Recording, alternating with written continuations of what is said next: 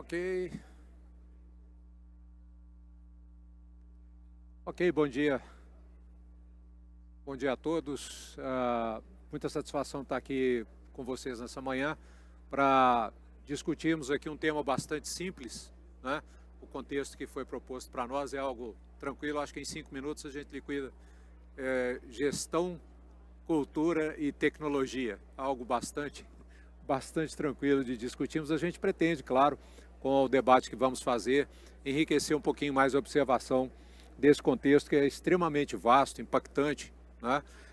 Meu nome é Jorge Jamil, eu vou ser o moderador dessa sessão, tenho o privilégio de estar aqui com esses 4 profissionais que irão se apresentar em seguida, e através do nosso debate aqui, pelo nosso debate, nós pretendemos trazer as experiências, consolidar essas experiências no sentido de explorar esse contexto tão complexo, né, que é o de formação cultural, impactado pela adoção de novas tecnologias e como isso resulta em alterações, em transformações nos métodos de gestão das empresas, do mercado, das organizações.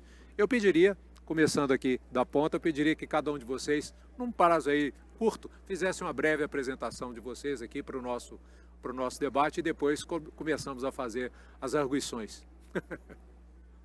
Bem, obrigado. Prazer estar aqui para esse bate-papo.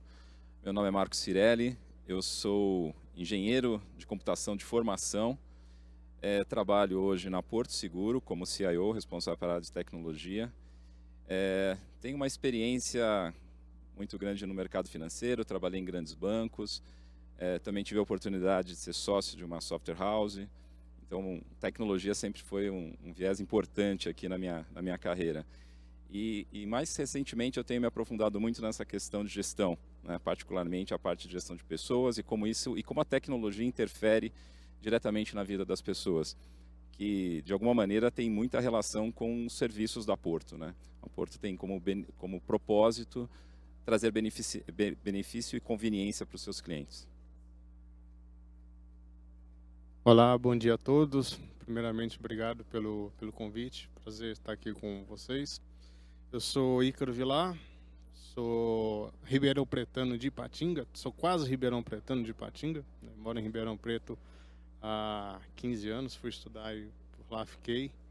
Sou cruzeirense, então estou aliviado que o Cruzeiro subiu esse ano. Cruzeirense apaixonado. Sou pai da Diana, que tem 2 anos, e hoje eu estou como CEO do Amor Saúde e vice-presidente internacional do Cartão de Todos, que são 2 empresas familiares, né, fundadas pelo meu pai. Já trabalho desde os meus 13 anos nas empresas da família, então tem algum conhecimento aí sobre gestão, também tecnologia. Já rodei em várias áreas ali dentro das empresas. É isso. Olá, tudo bem? Bom dia a todos, um prazer estar com esse painel aqui participando, falando um pouco sobre essa transformação digital, né, através da cultura. E estou envolvido com tecnologia aí já há uns 30 anos, né, mas a parte que eu mais gosto são os últimos 20 anos que eu estou focado com o mundo de celular, onde a gente junta celular e internet e a coisa pega fogo. E isso tem tudo a ver com a transformação digital que a gente vai falar. Eu sou um dos fundadores da Movile. A Movile hoje é a controladora total do iFood, né? Sou um dos fundadores lá e tem bastante história para compartilhar de cultura, de tantas reinvenções que a gente fez no grupo como um todo. Bom, prazer. Primeiro, agradecer o convite. É um prazer estar com vocês. Meu nome é Igor. Eu tenho aí pouco mais de 25 anos de experiência também em tecnologia, formado em Ciência da Computação, Federal de Uberlândia. Conterrâneo, morei em Coronel Fabriciano, próximo de Ipatinga, cruzeirense também, mas já estou aqui há 22 anos em São Paulo. Passei aí pelo Itaú, né, 9 anos em um grande banco, fomos conterrâneos também com o Cirelli.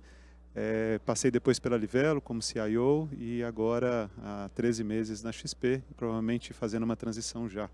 Agradeço muito e acho que a transformação, a gente estava comentando, né, Jorge, sobre transformação digital. E a transformação digital, o pilar fundamental, e às vezes a gente acha que é tecnologia, mas não, né? No final do dia é cultura, é gente, de verdade a transformação do modelo operacional, de como se trabalha. A tecnologia vem a reboque. Acho que é um ponto importante a se discutir. Muito De bom. novo, excelente. Obrigado aí pela oportunidade. Bom, vamos começar. Muito obrigado a vocês pela apresentação. Vamos começar. Queria convidar o Andres para falar para a gente, então. Essa pergunta vai passar aí por vocês. Queria verificar, na sua experiência profissional, Andres, quais foram as mudanças culturais ou a formação cultural que você experimentou através das suas decisões, quando você teve decisões, por exemplo, ligadas à implementação de tecnologia, ou definição de uma tecnologia, ou investir numa tecnologia, como você sentiu que estava mudando a cultura da sua organização e a cultura do setor? Excelente pergunta para começar, né? Bom, desses 20 anos que eu estou no mercado de mobile, né, de celular, um ano que marcou muito para nós foi o ano de 2010, quando a gente refundou a companhia. A gente era uma companhia tech, daquela boa essência, né? Público 95% masculino na empresa, não tinha área de gente na companhia, o que tinha era RH, né? Departamento de Pessoal e RH, e a gente refundou a companhia num evento lá em Teresópolis, levou toda a companhia para lá, ficou assim, era 2 dias de evento, o primeiro dia foi só discutindo valores e propósito. E a gente, foi muito difícil numa companhia de TI, né, de tecnologia, trazer as pessoas para frente do computador ou para frente do celular. E a gente fez isso e o marco principal foi trazer uma vice-presidência nova de gente na companhia. Assim, do lado do CEO, praticamente do lado. Então existia o CEO, a vice-presidência de gente e gestão e os demais diretores. Então praticamente acima da diretoria nós colocamos gente. Esse foi um marco essencial, daí depois eu posso comentar os detalhes que sucederam a partir de aí. Você verificou nesse seu andar que isso se tornou um padrão adotado, por exemplo, por concorrentes, isso foi percebido pelos clientes? O que você acha? Que isso modificou a postura, o desempenho da organização como um todo? Olha, começando pelas grandes startups, sim, as grandes startups, grandes que se tornaram grandes, né, os unicórnios, todas estão nesse caminho já há um bom tempo, né? Eu diria que a Móvel foi bem precursora nisso, isso foi tudo na Móvel, né? Sim. Foi bem precursora, era uma coisa estranha, a gente chegou a fazer um jogo, né, com tabuleiro, com tudo, que era o jogo dos mobilianos e tudo mais, mas eu diria que a grande massa mesmo entrou depois da pandemia, durante ou depois da pandemia. E é uma transformação digital, de certa forma, um pouco fake, né? Ela não ocorreu de fato. Eu acredito que a transformação, então, respondendo a tua pergunta, os high-techs foram para frente, a massa veio só na pandemia, mas quem mudou mesmo foram os executivos, não foram as companhias, né? Então, eu participo de um grupo de 800 executivos que discute o novo formato de carreira, e as empresas não mudaram praticamente. Entendi. Se você olhar ontem houve uma divulgação de um relatório do LinkedIn, apenas 15% das vagas nos Estados Unidos são remotas. Então, o mundo está voltando o que era antes da pandemia. Então isso é muito estranho, mas os executivos não querem isso. Então nós temos aqui uma polêmica para discutir durante esse painel, né? Mas Okay. acho que todo mundo seguiu, né? Seguiu, mas alguns de forma meio leviana, né?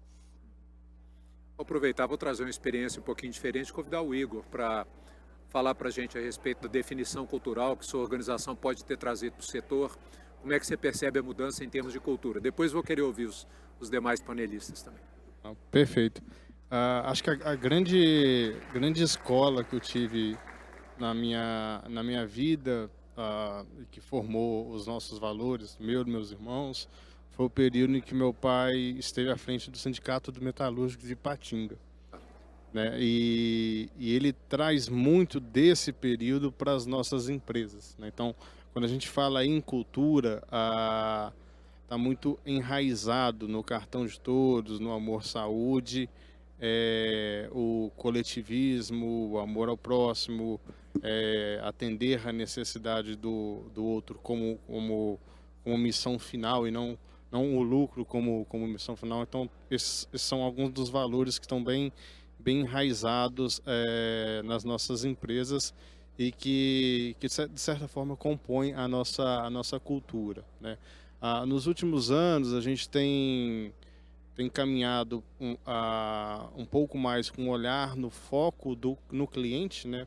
Sempre foi desde o início, mas ter de fato o cliente-centrismo bem trabalhado e uma orientação também para dados, que a gente acho que pecou um pouco lá atrás, era muita coisa de salto de fés que a gente dava e olhando para dados para tomadas de decisões, né? Então, olhando um pouco a nossa história, talvez a grande transformação tecnológica que ocorreu no cartão de todos, ela foi em 2014, quando o cartão de todos trabalha com um modelo de economia de recorrência.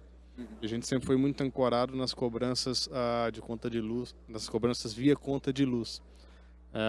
E em 2014 foi quando a gente introduziu o e-commerce, então cobranças de cartão de crédito e débito no nosso modelo, e a partir dali a gente conseguiu melhorar a recorrência dessas modalidades e consequentemente expandir para outros mercados. Ok.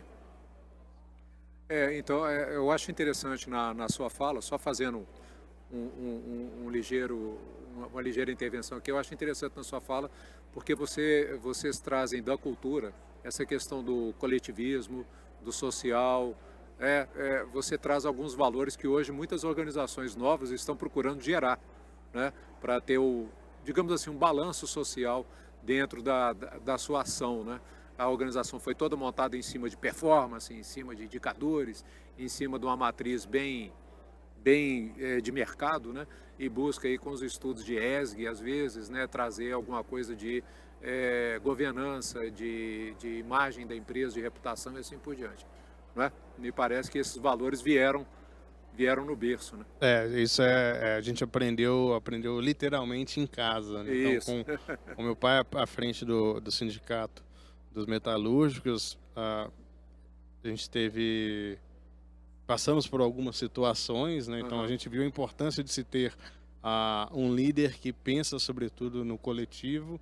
Aí posteriormente, quando ele saiu e montou o que viria a ser o cartão de todos, a gente pôde acompanhar na prática também como que foi a construção disso e a expansão para as demais pessoas, assim, né? Valores, acho que é algo muito difícil de você ensinar, né? Você vivencia e absorve, mas eu não consigo passar o meu senso de coletivismo para uma outra pessoa, senão pelas ações do dia a dia, e aí aquela outra pessoa ela vai absorvendo aquilo, entendeu? Isso daqui é algo essencial na minha empresa. Bom, muito legal. Aí eu queria ouvir do Marco a respeito da questão da cultura. Vocês são uma empresa de referência, de liderança, né, nos segmentos que atuam, né? De que forma vocês sentiram que estavam liderando uma diferenciação cultural no setor? Bom, eu acho que tivemos algumas fases. Eu acho que vale ressaltar talvez as mais recentes, né, associado a isso. A Porto, ela sempre se preocupou com aspectos de atendimento ao cliente, né, prestação do seu serviço. Sua marca esteve sempre muito associada à questão da qualidade do atendimento. E o desafio do digital era muito grande, porque como que você mantém uma proximidade, um atendimento que a gente costuma falar de familiar com o digital, né, com os canais digitais. Esse foi sempre um grande desafio. Então a Porto passou por várias etapas nesse processo de digitalização e transformação cultural. O próprio setor de seguros, que é o principal produto na Porto, ele é mais conservador, é uma avaliação de riscos. Então havia um desafio muito grande de como mudar isso, né, como a gente engajar a Porto nessa nova jornada. E eu queria destacar aqui o que aconteceu em 2015, que foi quando a gente decidiu ter uma aproximação maior nesse ecossistema de startups com a criação da Oxigênio. A Oxigênio é a nossa aceleradora de startups, que foi criada em 2015. Na época, nós não tínhamos muitas referências aqui no Brasil para esse modelo, então a gente foi procurar na Plug and Play, na época, um parceiro que nos trazia experiência do Vale do Silício, e foi um aprendizado muito grande. No Brasil, nós tivemos a proximidade com a Distrito, aprendendo algumas questões, mas muito tentando fazer da nossa forma, né? No início havia muitas discussões internas, qual que é o grande objetivo do oxigênio na Porto, afinal, né? Os executivos, a gente quer achar um unicórnio, ganhar muito dinheiro com isso. Então foram discussões muito interessantes de formação de modelos para como que nós íamos mudar a cultura através dessa proximidade com o ecossistema de startups. E nós chegamos ao conceito de que o grande objetivo da Oxigênio na Porto era mudar o mindset dos executivos, entendendo como que uma startup opera, quais são os valores, como ela lida com a escassez de recursos, como ela lida com os improvisos. Né? Isso é muito difícil de entender numa empresa de 75 anos, consolidada, né? que já tem o seu mercado estabelecido, mas que tem desafios gigantescos de crescimento e de desbravar novos horizontes. Então, esse foi um dos grandes movimentos que nós tivemos e nós estabelecemos um modelo onde cada executivo adotava como padrinho uma startup. Né? Então, tinha como objetivo a proximidade com o próprio negócio, mas também que esses executivos aprendessem com as startups. Além disso, dentro da própria TI, né, da área de tecnologia, foi um aprendizado muito grande de uso de novas tecnologias, modelos de trabalhos ágeis, como aconteceu na maior parte dos mercados, mas nós queríamos muito entender esse movimento próximo com oxigênio. Agora nós temos outros desafios, acho que isso a gente conseguiu, em determinada medida, evoluir bastante. Acho que agora a gente está vendo uma nova fase nesse mercado e a gente está voltando a aprender, né, como que as startups que mais maduras hoje nesse mercado, principalmente financeiro, o que elas esperam de uma empresa como o Porto Seguro, qual o nosso posicionamento nesse mercado. E eu acho que essa foi a mudança, respondendo a sua pergunta, mais recente do ponto de vista cultural. Muito expressivo. Obviamente, né, com a pandemia, veio toda a questão do modelo de trabalho remoto, que as startups já trabalhavam há muito tempo, né, então teve todo um engajamento também em transformações culturais na empresa como um todo. O próprio setor passou por uma demanda muito grande que as pessoas passaram a ver os seus patrimônios e querer valorizar seus patrimônios. E já ouvi de um outro executivo da área de seguros como o setor de seguros foi procurado logo cedo, porque todo mundo se sentiu amedrontado, se sentiu ali em uma situação de risco, né? Isso foi... Particularmente aqui uma informação, seguro de vida, que era sempre um seguro muito vendido, passou a ter uma procura que não era comum, né? Justamente por conta da pandemia. É ação mesmo. Igor, por favor, questão cultural na sua vida profissional, meu caro. Claro, prazer. Eu queria trazer um exemplo de uma mudança cultural efetiva, onde a área de tecnologia ela impulsionou, tem impulsionado. Vou trazer o caso da XP, propriamente dito.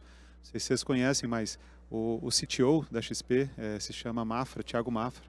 Ele era o CTO até recente e ele foi nomeado lá pelo Benchimol, né, que é hoje presidente do conselho, como como CEO da XP. Isso mostra que a área de tecnologia, ou que tecnologia, ele é fundamental hoje em dia, não apenas para realizar as entregas e fazer toda a parte de digitalização e transformação digital, mas ele é fundamental também na tomada de decisão, na identificação de caminhos, né, que são coerentes e que fazem sentido numa transformação numa empresa.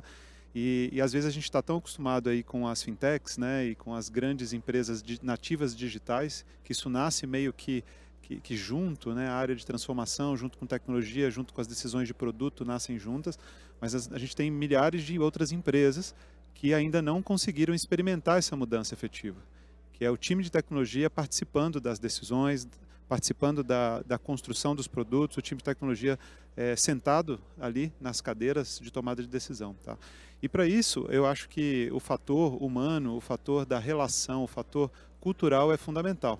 Aquele tecnólogo, aquela pessoa que eventualmente ficava nas suas áreas, lá desenvolvendo, entregando software, entregando código, ou aquele CTO que tem uma característica muito de infraestrutura única, ou que está ali só para entregar o comportamento técnico, ele não cabe mais.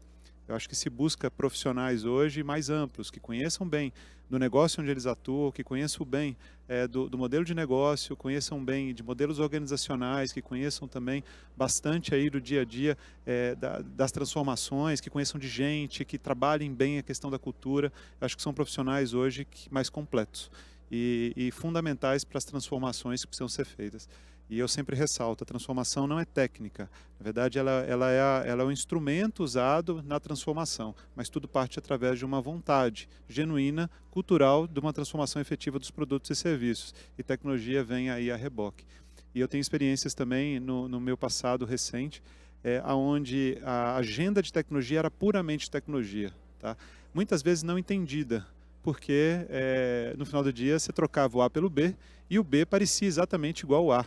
Poxa, por que eu fiquei 2 anos, investi essa tonelada de dinheiro para poder fazer essa grande transformação, sendo que eu tenho a mesma coisa que eu tinha?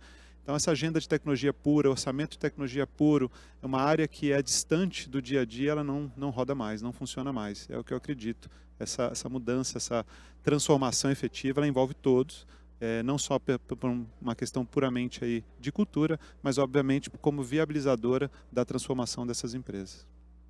Muito bom. Eu acho que você já deu um bom gancho aqui para o próximo item que eu gostaria de puxar, que é justamente trazer o contexto tecnológico.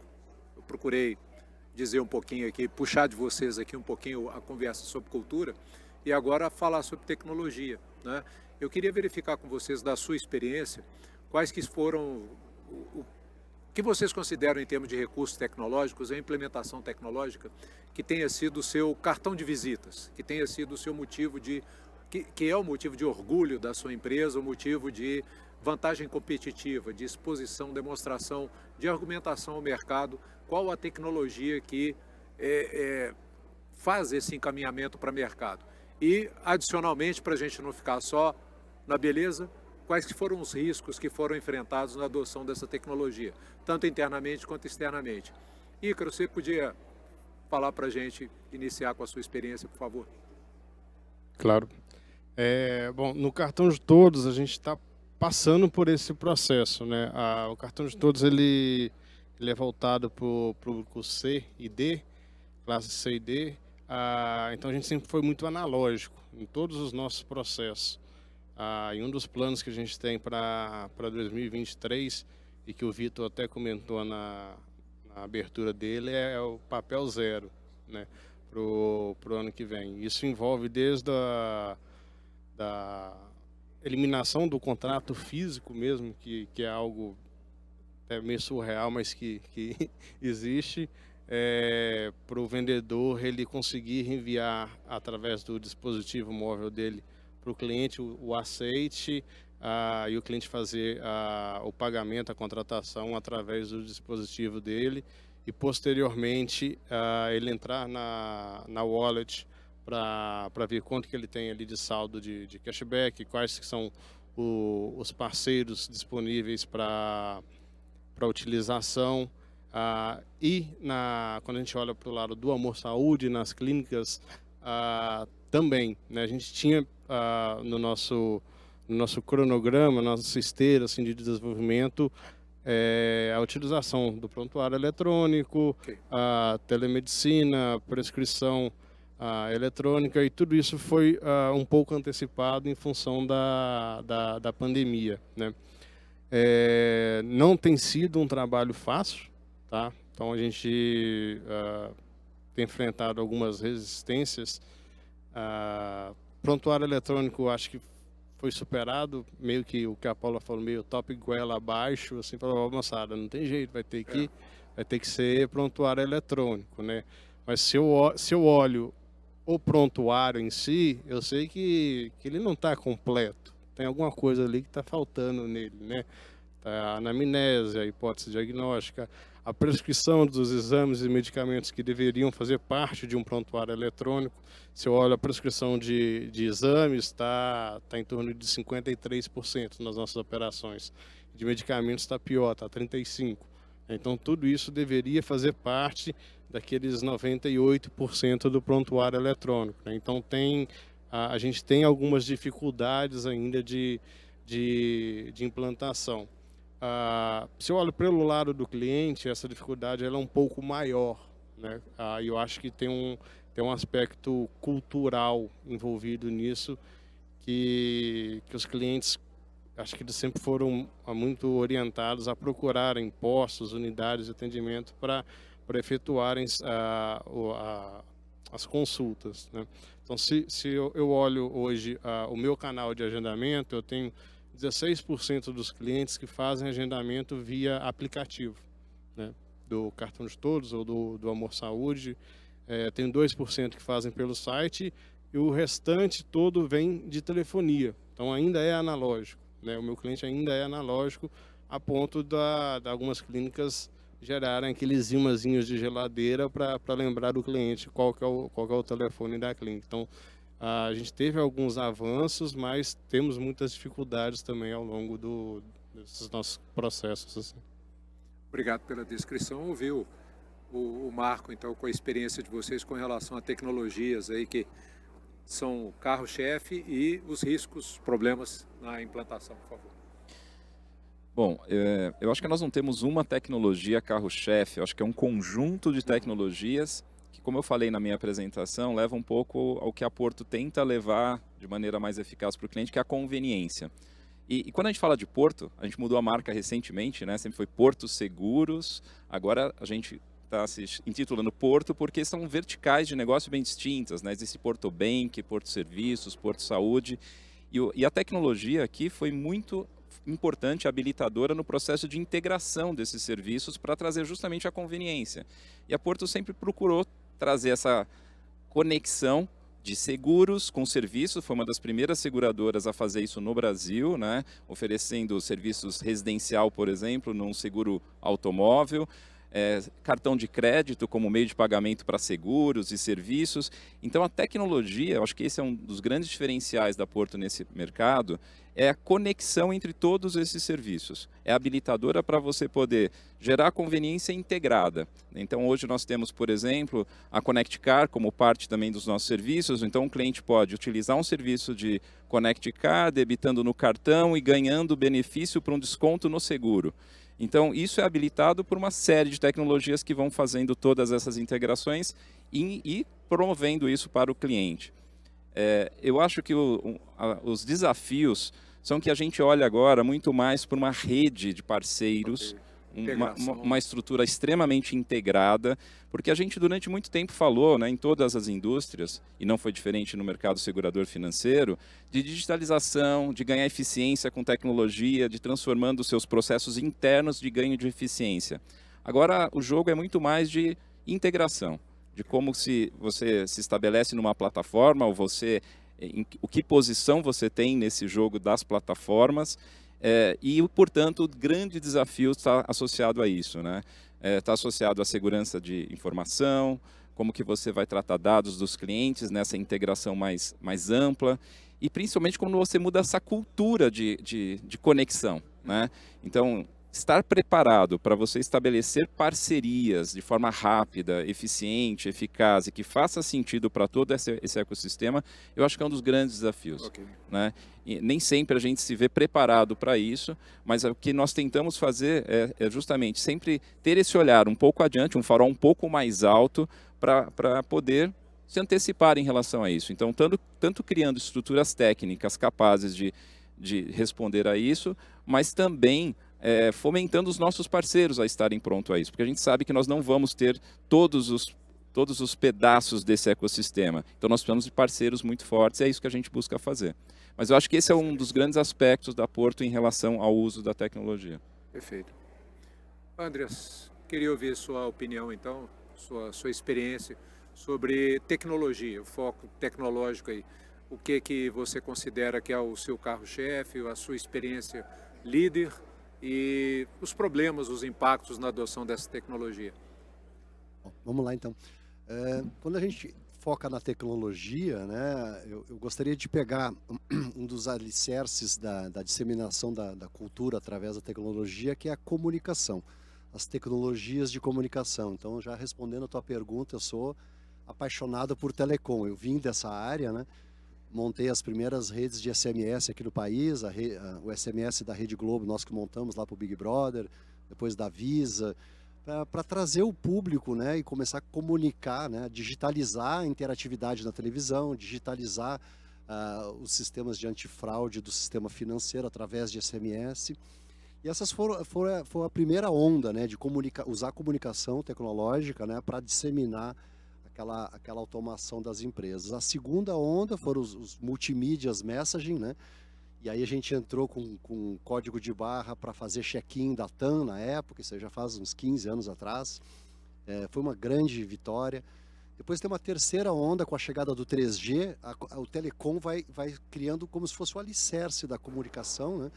E começaram os sistemas de browsing, você começar a fazer streaming, então sistemas de streaming, na época a gente criou o Play Kids, é um sucesso até hoje, tem mais de 50 milhões de clientes por mês. E essa foi a terceira onda. Agora a onda mais impactante, que eu acredito, que é a onda que a gente está vivendo hoje, é a onda do 4G, que possibilitou a integração dos serviços online com o que estava offline na cidade. Então aquele motorista de táxi que estava offline passou a estar online. O cara que fazia o hambúrguer lá na hamburgueria dele, ou na pizzaria, fazia a pizza, ele passa a estar online. Então acho que essa foi a maior revolução que digitalizou as companhias. E essa revolução pegou bem cheio no Covid, né? Então, assim, nunca se cresceu tanto, né? Plataformas digitais, elas ficaram tão grandes que começaram a se denominar de ecossistemas. Não basta mais ser uma plataforma, precisa ser um ecossistema. E aí trouxe um desafio novo, só para finalizar essa revolução, que é a quinta revolução, que é a onda do 5G. E por que o 5G, né, tem como tripé blockchain, inteligência artificial, internet das coisas? Porque o mundo quer descentralizar um pouco mais. As companhias ficaram muito grandes, muito poderosas. Ninguém quer mais um mundo com 5 companhias de tecnologia, né? E aí vem as organizações autônomas, as DAOs, que é o que eu estou estudando agora, e por isso que eu fundei a NetSpace, para trabalhar um pouco nesse mundo de 5G. Isso vai impactar muito nos empregos, né? Se você estudar um pouco de inteligência artificial, você vai ver que a camada do meio dos empregos, ela quase desaparece. Você começa a ter líderes e gig economy, como se fossem os líderes e os escravos, né? Isso é bastante preocupante. Tem até um capítulo à parte falando só de ética no trabalho por causa da inteligência artificial. Então, assim, eu estou totalmente ligado em telecom. Eu acho que a telecom vem agora com 5G e vai fazer mais uma revolução. E essa aí vai ser impulsionada pelo blockchain. Estou muito ligado nisso. Eu tenho uma visão que muitas dessas inovações, dessas mudanças, a gente não dá devida atenção por serem absorvidas, como o caso que você muito bem abordou, vamos dizer, a consolidação do 4G, né? Que foi a força, né? Nós fomos todos confinados, né? por uma questão de salvar nossas vidas e recorremos à tecnologia da noite para o dia. A gente valorizou plataforma, valorizou o meio de pagamento, mas esquece muitas vezes simplesmente da infraestrutura, né?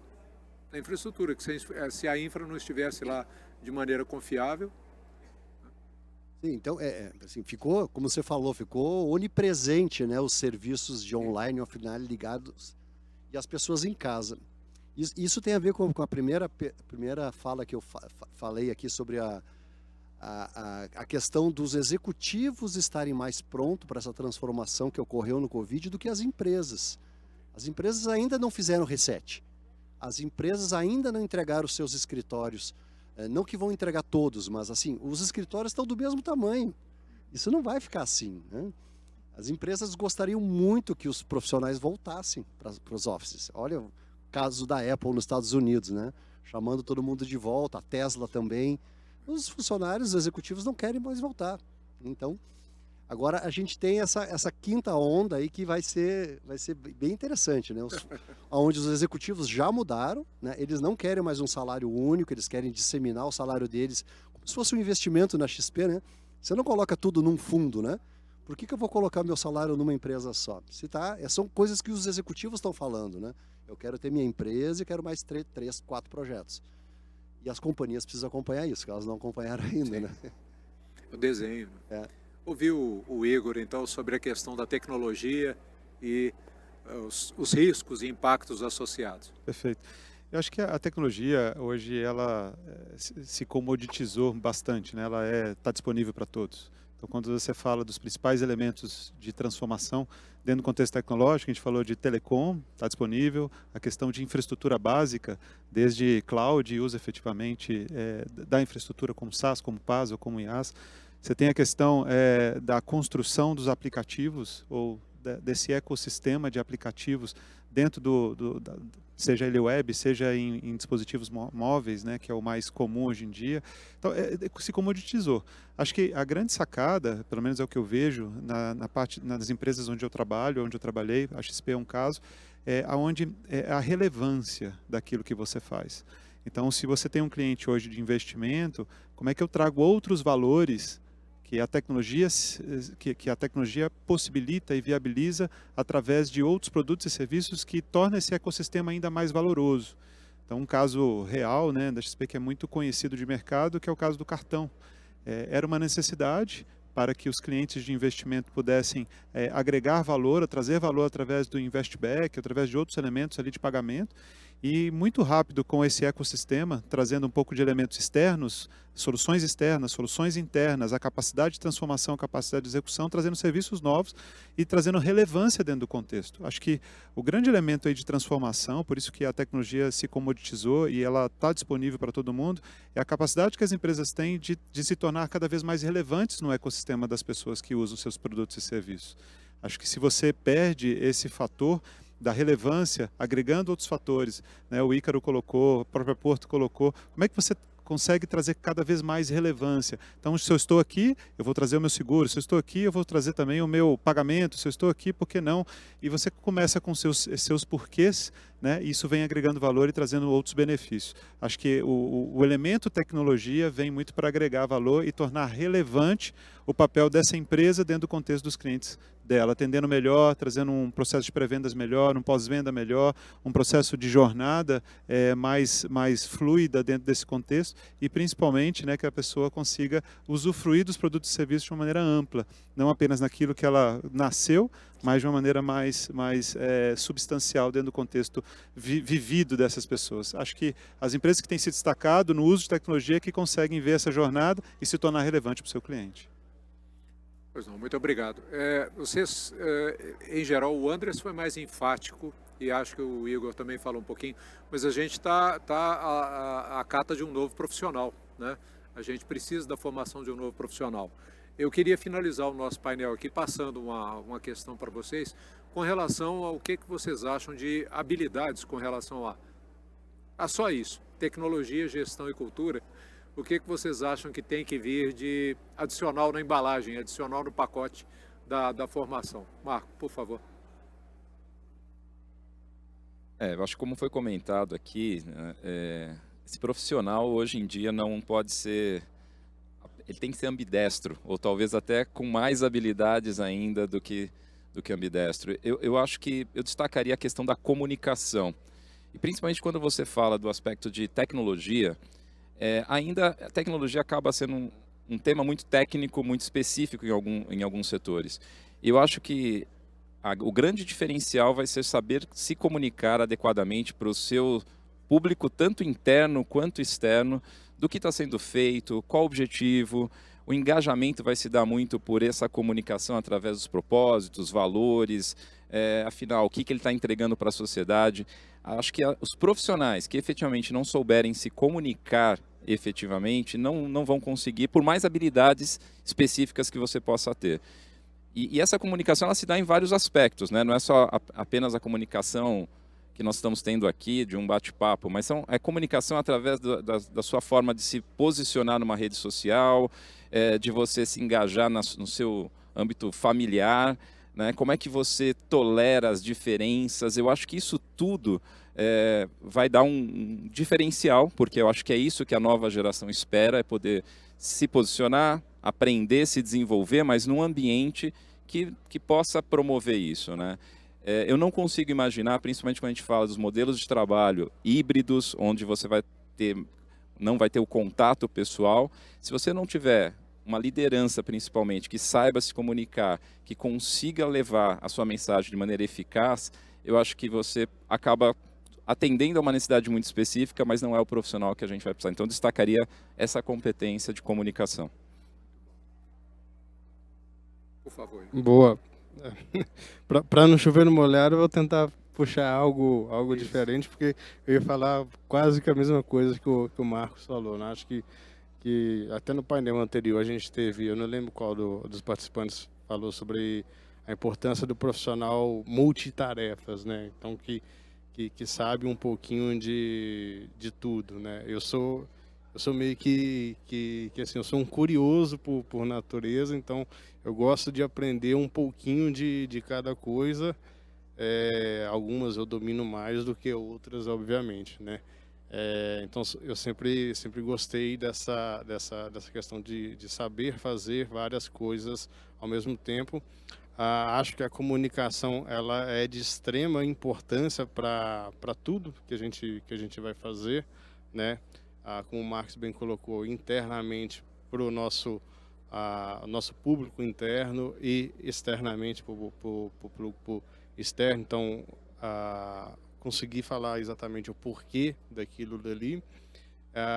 E aí, para não ficar igual ao que o Marcos falou, eu vou colocar alguma coisinha a mais aí, que é a criatividade, né? Acho que o ser criativo ele vai ser cada vez mais valorizado, né? E a criatividade, eu entendo que ela surge a partir das experiências que você tem e as conexões que você consegue fazer a partir daquelas experiências, né? Então, tem uma frase que eu gosto muito, que você consegue observar muito apenas olhando.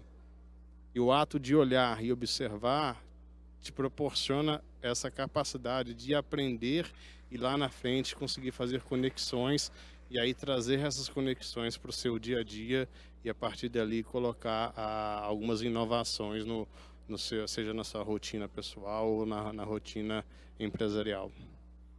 Legal. Andrés, por favor. Olá. Tentando colaborar com outras dimensões, outras formas de olhar o problema, né? Eu pegaria a questão comportamental, né? Quanto mais alto o executivo hoje, mais em choque ele está com a nova realidade, porque ele usava aquela estrutura da empresa, né? O office, a sala dele, a sala de reuniões, como um certo poder de liderança, de chefe, né? Que eu acho, até vou usar aqui o termo pejorativo chefe. Eu acho que esse novo profissional deveria ser menos chefe e mais líder. Isso a gente já vinha desenvolvendo até antes da pandemia. Menos liderança, né? Menos chefia, mais liderança. Outra coisa que acontece também, que eu fico pasmo, né? Esses líderes, eles precisam entender que a comunicação tem que fluir de forma assíncrona. Então, eu vejo as pessoas dizendo, olha, quanta reunião fiz hoje, um Zoom atrás do outro. Alguma coisa está errada. Quem está fazendo muito Zoom, um atrás do outro, alguma coisa está errada, porque você está alugando os seus colegas, né, de forma assíncrona, né? Então, por exemplo, o que eu tenho feito para disseminar essa cultura assíncrona? Pequenos vídeos no Slack. Eu quero falar com fulano, por que eu vou alugar e fazer ele parar das 10 às 10h15? Eu mando o vídeo, eu interajo, né, com o vídeo e tudo vai. Então, essa mudança de menos chefia, mais liderança, equipes menores, mais comunicação assíncrona e visual com vídeo, estilo TikTok, né? Videozinhos de 3, 4 minutos, acho que mudam bastante a performance dos profissionais do futuro ou do presente, né? Obrigado. Eu acho que é complicado, que já falou quase tudo aqui, mas tem uma palavra que para mim chama muita atenção no profissional do futuro, principalmente na liderança, seja tecnologia ou não tecnologia. Eu acho que é a capacidade de gerar conexão. A gente fala muito desse modelo nosso remoto, né, e toda a experiência que a gente tem vivenciado nesse contexto atual, mas um elemento e um skill aí, uma competência que a gente não pode perder jamais é a nossa capacidade de se conectar. E conectar através de coesão, através de confiança. Eu vejo muito a necessidade, talvez ela esteja esfriando um pouco.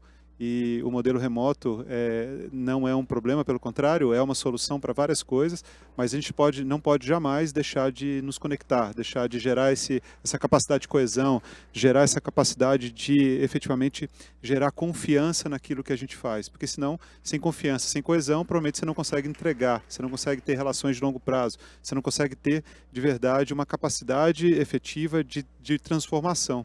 Ela não pode ser fria, ela não pode ser desumana, ela não pode deixar de estar conectada. Então, para mim, agregando aqui a falta de comunicação, flexibilidade, essa questão de inteligência emocional, para mim, é a capacidade que jamais a gente pode perder, e parece estranho, porque é uma condição humana, né? Mas não deixar de nos conectar através de coesão e confiança. São os elementos, para mim, fundamentais hoje para se sobreviver nesse mundo e realmente gerar diferença naquilo que a gente quer fazer. Marco, eu vou aproveitar, você pediu a palavra, fique à vontade. E aí já vamos fazer as nossas mensagens de encerramento. Temos aproximadamente aí 1 minuto minuto e pouco para cada um, por favor. Só um comentário, porque eu acho que a fala do Igor me inspirou. Uma questão específica que eu acho que é o nosso momento de... Acho que há uma questão que a pandemia nos trouxe, uma certa instabilidade emocional, e a gente vê uma geração de novos aí, principalmente o impacto no que aconteceu na educação. E eu acho que uma característica importante é uma resiliência à mudança. Eu acho que esse aspecto das pessoas serem mais resilientes a constantes mudanças vai ser uma característica do profissional que ele não pode sofrer, né, com as mudanças, mas sim olhar o benefício que ela pode trazer, como transformar isso num aspecto mais positivo. Então, acho que há uma competência emocional aí, que foi justamente o que o Igor falou, que vai ser, eu acho que, dos fatores diferenciais. Como lidar com isso nas relações, nos ambientes de trabalho, familiares. E eu acho que a gente traz aqui um legado ruim da pandemia, que eu acho que isolou as pessoas, criou alguns problemas, que a gente precisa diluir isso, precisa dissolver isso rapidamente para que a gente possa avançar. Como consideração final, queria dizer que foi um grande prazer aqui. Acho que esse é um tema que a gente poderia ficar horas debatendo aqui, falando sobre vários aspectos. Espero que a gente tenha conseguido abordar alguns que inspirem algumas outras reflexões. Foi um grande prazer. Mais uma vez, obrigado pelo convite. Prazer tê-lo aqui, por favor. Bom, obrigado também pelo convite. Foi uma honra participar da mesa, né? Você pode se dizer que isso é uma mesa com vocês. E mensagem final é que se aproximem de pessoas que fazem enxergar o mundo de uma maneira diferente, né? Eu acho que é assim que o inesperado ele ocorre. Quanto maior a diversidade e pluralidade de ideias, mais fértil é o campo em que a gente trabalha. Muito obrigado. Por favor. Complemento final aqui. Eu, por trabalhar muito tempo somente com inovação, né? Nos últimos 15 anos eu trabalho só com inovação, eu queria dizer para vocês que não existe mais área de inovação, né? Com esse choque que a gente tomou global, mundial, todo mundo ao mesmo tempo se digitalizando, existe empresa, né? E as empresas têm que ser muito inovativas. E nesse sentido, a dica que eu queria dar era ciclos menores, né? Bastante comunicação assíncrona, menos plano, mais execução, né? Chega de planejamento, né? Chega de orientar a solução, mas focar no problema real. Isso tudo é um mantra da área de inovação. Isso tem que fluir por toda a empresa. A empresa tem que viver como se fosse toda ela uma área de inovação, né? Por isso que os ciclos têm que ser menores, mais curtos, mais objetivos e focado em resolver grandes problemas. E aí a gente vai para frente. Muito obrigado. Boa. Por favor. Eu, como comentário final, também aproveitando as palavras aqui, eu acho que, primeiro, agradecer a oportunidade. Na verdade, aqui é um privilégio, né, poder estar presente e participando com vocês desse processo, aprendendo tanto. Para mim, eu acho que uma coisa que me vem à mente agora e que eu deixo de mensagem é arriscar mais. E uma coisa que eu aprendi bastante na XP, é uma empresa muito empreendedora e que tem essa capacidade de olhar os riscos, assumir os riscos, mas aprender através deles, fazendo diferente, tá? Então, eu deixo de mensagem isso, arrisquem mais, porque o mundo, ele preconiza isso, né? Essa flexibilidade, essa vontade dessa transformação necessita de que a gente se arrisque em novos modelos de negócio, em novos processos de inovação, em novas tecnologias, novos modelos de negócio. Aproveitem, arrisquem e errem, né? Acho que faz parte desse contexto aí geral do momento que a gente vive. De novo, um privilégio, um prazer. Obrigado aí pela presença e pela oportunidade de estar com vocês. Obrigado a você. Bom, pessoal, assim nós encerramos dentro do horário. É bom, né? Dentro do horário o nosso painel. Espero que nós tenhamos pelo menos arranhado o tema, né? Como foi dito aqui, é aquele tema que pode dar 10, 10, 10, né? 10 minutos, 10 horas, 10 dias falando, e a gente ainda teria com certeza muito que conversar a respeito, né? Espero que tenham gostado do painel, aproveitem muito o nosso evento, sejam todos bem-sucedidos nesse dia aqui de ótimas discussões em torno das experiências inovadoras, tá ok? Uma salva de palmas para os nossos participantes. Muito obrigado, sucesso para todos.